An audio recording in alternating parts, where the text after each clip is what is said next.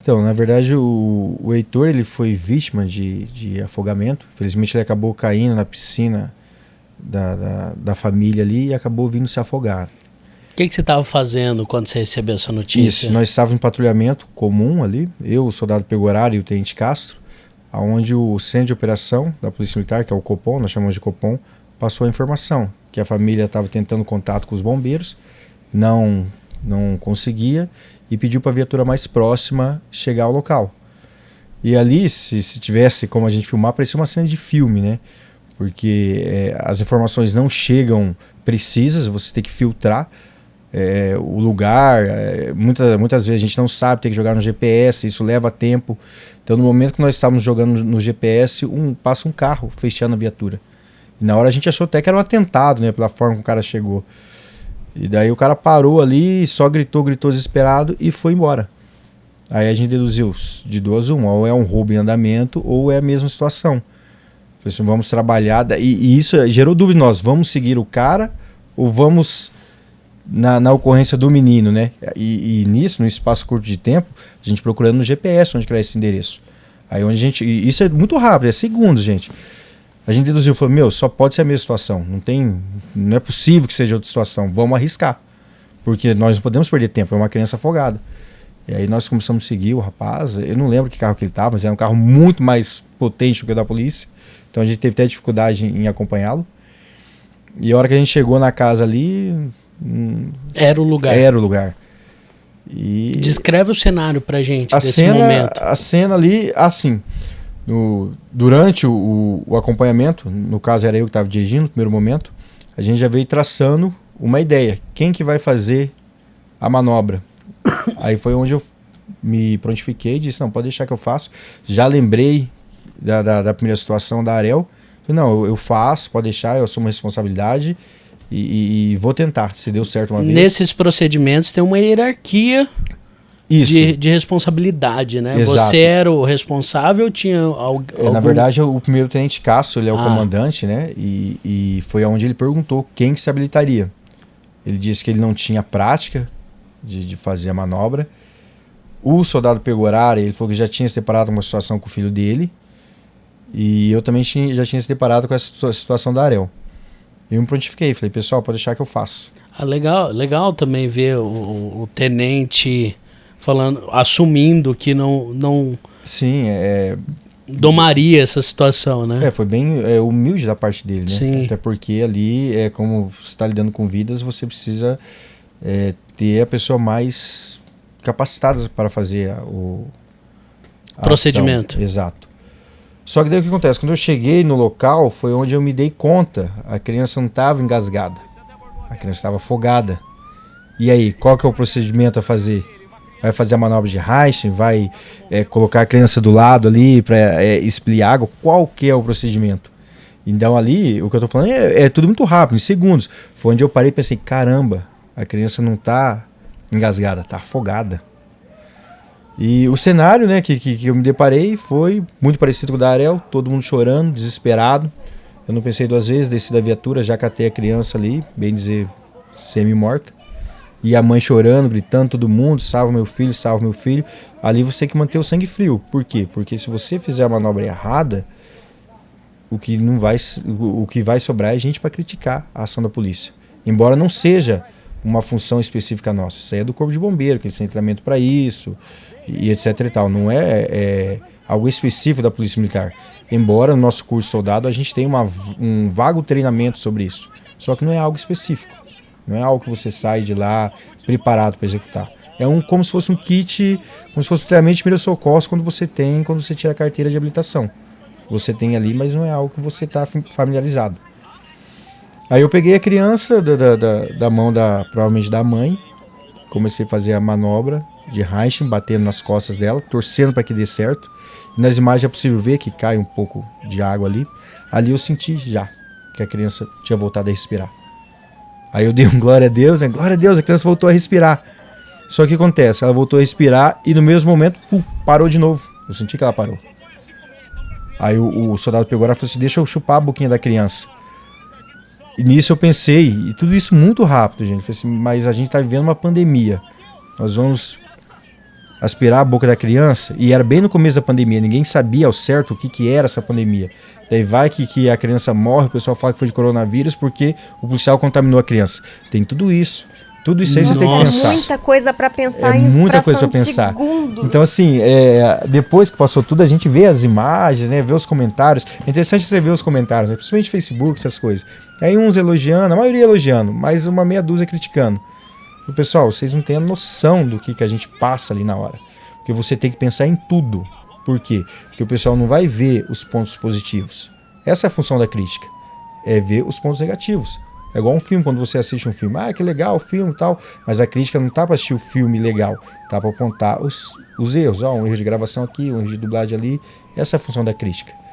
E é interessante, só saindo um pouco do foco, o trabalho da Polícia Militar, pode ver, é um dos poucos trabalhos que todos opinam.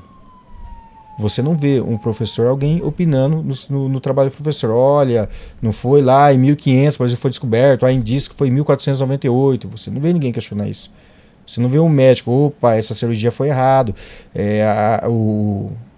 o paciente ali ficou com sequela. Não, você não vê isso. Mas o trabalho da Polícia Militar, você vê vários especialistas, que na verdade não são especialistas, criticando o trabalho. Isso é normal, e a gente está preparado para isso, mas nós temos que tomar muito cuidado com isso. Então, quando o soldado pegou horário e falou... Ameaçou a fazer respiração boca a boca. Nas imagens, se você vê, claramente eu falando, não assopra não. Por quê? Pensando na pandemia do coronavírus. Não assopra porque... E isso... e detalhe, eu nem sabia que o Tenente Cássio estava filmando ali, porque foi o Tenente Cássio que filmou, né?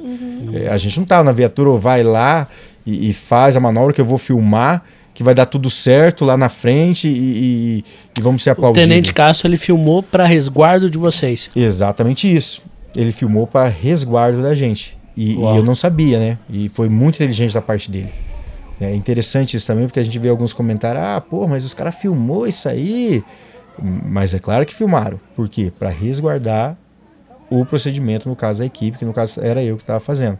Por quê? Porque se essa criança morre, às vezes o pessoal, mas morreu porque o procedimento foi... Não, tá as imagens aqui, nós fizemos o que foi possível dentro das nossas condições ali no momento. Por isso que foi filmado. E daí, né, teve a situação lá que eu pedi pro soldado pegar não assoprar a boquinha da criança. Aí ela voltou a desfalecer, né? Perdeu a respiração. Aí o Tenente Cássio falou assim, vamos levar pro hospital. Aí nós entramos dentro da viatura. E ele chamou um dos parentes ali, a mãe ou o pai, para ir junto. E é legal, assim, que você observa nas imagens, que vai assim, não chama a mãe nem o pai, não. Por quê? Porque eles estão desesperados, eles vão atrapalhar. Aqui, nessa situação, infelizmente, gente, você tem que ter o sangue frio. Não tem outra alternativa. Você, na verdade, vocês como policiais, vocês são um ponto central da razão ali naquele momento cheio de emoção, né? Exatamente. Se vocês perdem o controle da situação, às vezes por deixar o pai e a mãe aí irem com a criança no carro, a criança poderia ter morrido por desespero, Só que o que acontece? A mãe da criança entrou na viatura, né? Ela entrou, dá pra ver nas imagens. Eu falei, não entra não. Mas tinha que entrar, assim, analisando agora, né? Depois de tanto tempo. É o óbvio, precisa de um responsável. Onde que esses policiais vão levar a criança, né? E se essa criança, Deus o livre, né? Que foi o caso, graças a Deus, morre dentro da viatura, se não tivesse imagem nem nada, o que fizeram, né? Com a criança. Então tinha que entrar mesmo. Aí foi um Deus nos acuda, né? Porque pelas imagens dá pra ver, eu tentando fazer a manobra, ela erguendo a cabeça da criança. Porque o sentido dessa manobra é o quê? É você fazer com que a criança solte o líquido que ela se afogou ali pra fora e ela volte a respirar. Esse é o princípio lógico, na teoria, né? De uma criança afogada ou engasgada. Mas na prática, né? Aquele Deus nos acuda. Inclusive, na época eu estava conversando com um amigo meu, um policial, um bombeiro já aposentado das antigas. Ele falou que teve uma situação com um bombeiro que ele deu curso de salvamento e ele não conseguiu salvar a filha dele. Por quê? Porque ele não teve o sangue frio, porque é filho, né? Para fazer. Ele se desesperou. Então, é muito complicado, muito complicado. Ainda mais quando o assunto é criança. Aí, a gente, né, entramos com a criança, né, dentro do carro, a criança já tinha parado de respirar. E eu fazendo a manobra. Quantos anos tinha a criança? Essa daí tinha 11 meses, né? O Arthur, né? E a mãe ali, desesperada. O bebê também tinha 11 meses? Os dois meses. Primeiros? Isso, os 2 primeiros. E eu não, sai, mãe, deixa eu fazer. E ali que é o momento assim, que é Deus, não tem outra explicação, a criança literalmente, do nada, volta a respirar. As imagens dá pra ver, do nada. Porque, como eu disse pra vocês, pela lógica, se eu vejo essas imagens direto, fico analisando, né? Pela lógica, no primeiro momento onde ela expeliu a água, ela voltou a respirar. Aí ela parou de respirar. Ou seja, quando a pessoa se afoga, isso aí eu fui descobrir depois, né? Que você vai, vamos estudar um pouco mais. Quando a criança se afoga, não é que ela tem uma grande quantidade de líquido ali no pulmão. Ah, tem 1 litro de água ali. Não, ela tem uma pequena quantidade que está ali bloqueando as vias aéreas dela. Se você consegue capotar ela e expelir aquela quantidade, ela volta a respirar. Eu digo isso se a criança não ficar ali submersa a água durante muito tempo. Então o que acontece? A gente conseguiu expelir a água dela, ela voltou a respirar, depois ela parou de respirar.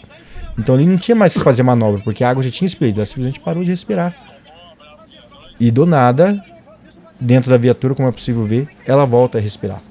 Então o que é isso? Por isso que eu dei mais uma vez um glória a Deus. Ali no momento da viatura eu já sabia que não tinha mais o que se fazer, era Deus. E no momento ali eu estava orando para mim mesmo, Deus, por favor, salva essa criança, é só tu mesmo para fazer a obra, porque o que eu pude fazer, eu já fiz. Tanto é que tem uma hora que tem de casa e fala assim, vai, Almeida, continua fazendo.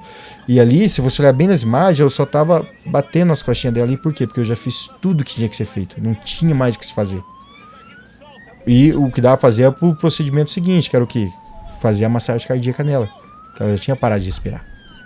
Mas, por milagre de Deus, naquele segundo momento, ela voltou a respirar. Então, foi um glória a Deus e a gente ficou muito emocionado. Levaram o bebê para o hospital. E não parou por aí. Olha só pra você como que é as coisas, né? Eles ligaram pro SEAT. O SEAT estava em deslocamento, mas não ia conseguir chegar porque a cidade estava em obras, né? Campanha eleitoral, aquela coisa toda. O SEAT não ia conseguir chegar no local. E até o procedimento, né? Por isso que a gente fala, na teoria é muito legal, muito bonito, né? O procedimento, né, segundo a gente aprende, é não sair do local. Se a criança passou mal, teve uma parada cardíaca, você tem que fazer a massagem cardíaca ali nela e esperar o SEAT chegar. Então o que a gente fez no segundo momento não é o aconselhável dentro da doutrina. Mas, ali haja coração, é criança e a teoria cai por terra e o que funciona ali é o coração mesmo. Então, como a gente colocou a criança na viatura, a gente se deparou com o SEAT do outro lado da avenida, ali acho que é o Winston Churchill, do outro lado da avenida, carros passando, e a gente já desembarcou, eu saí atravessando os carros, nem vi nada, nem sei se algum carro quase atropelou a gente, mas aí eu entreguei para os bombeiros e eles reiniciaram o segundo momento do salvamento da criança. Porque a hora que eu entreguei a criança, eu também fiquei lá para auxiliar, aí chegou o pessoal do SEAT, já com o médico e tal.